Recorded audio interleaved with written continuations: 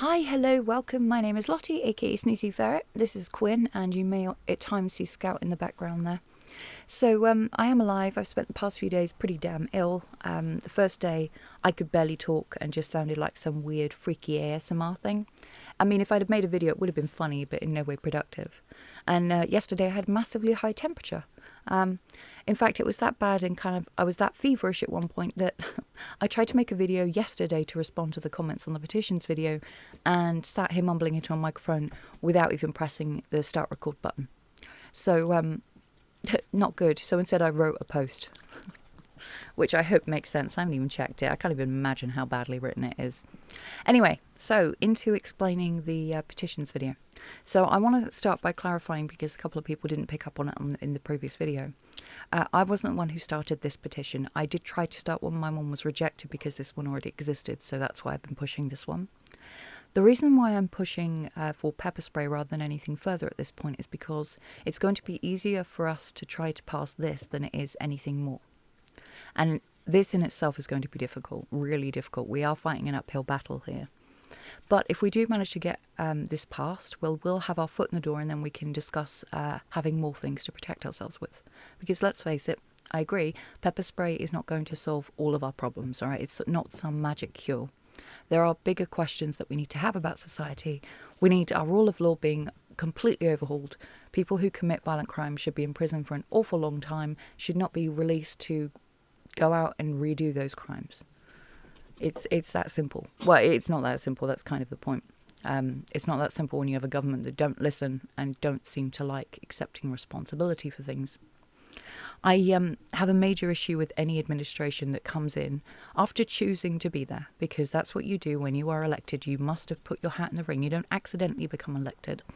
Meaning, when you're then in power and you start just complaining time and time again about how much bad the previous administration did whilst changing nothing, it's not a good look, and it just makes people angry. People in the country are becoming more angry. I'm going to be doing a video in a few minutes on a survey which was just done, and it shows just how frustrated the public really are. We are feeling pretty helpless and pretty hopeless at the moment, with no actual direction and no way of being able to fight against the things that we consider to be unfair. And that very quickly turns to anger, and that's why our government should be very concerned about it. I don't think they will be. I think that they've become so complacent that they need a shock. But anyway, that said, I realise that the best course of action to get anything through would be probably several million people camped outside of Starmer's house for several weeks, disrupting his life in the same way that he's ruined ours. But at the moment, I just don't have the people to be able to move down there. I could try with my subscribers, and I'm sure that I'm amazed, because I've literally nearly got 100, nearly 200, and I can't believe that. I literally thought when I started the channel that I'd be just talking into thin air. So that is amazing. But 200 people, we're just going to be arrested very quickly, and I need it to be an awful lot more than that.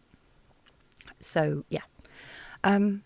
We do have a couple of other issues, which is the divide and conquer, which our government and our press have been trying to do to us over the past few years, and they've done it successfully. What they've allowed is, whenever a decent movement begins with a really good message that most of the public will probably get behind, the press have learned that the best way to stop that movement is not to attack the message, but the messenger. To portray the messenger as someone that nobody could, with a conscience, could actually get behind. And it's been a really good way so far to hurt us all and prevent us from being able to get what we want across. What we need is a message bigger than any individual person. We need to do similar to what the US has done. Make it bigger than any one person.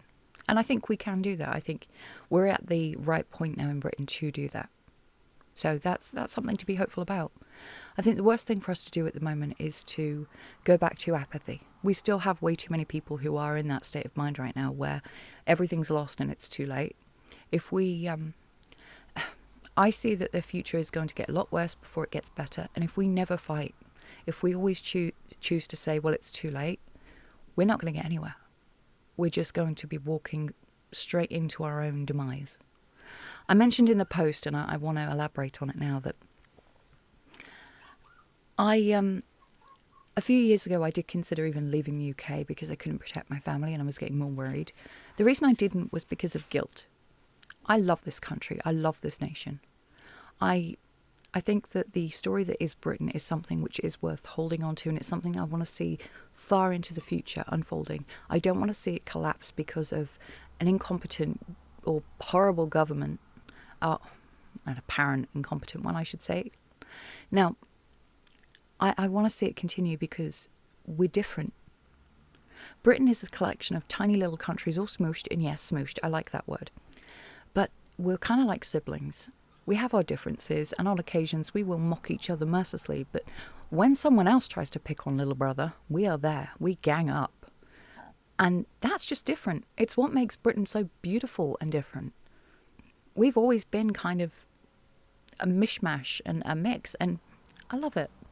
There's something else as well which is inherently British, and I know it happens in other countries too, but it's what we saw with the train attack. Now that was awful and bloody horrendous, and you already know that. But there were more good people in that story than there were villains. One knifeman got on that train with the intention of attacking all those people and instilling fear and panic in the public. What he was met with was not weak or easy prey. He was met with lions. People willing to stand up to a man with a knife even though they were unarmed, just to save and preserve other life.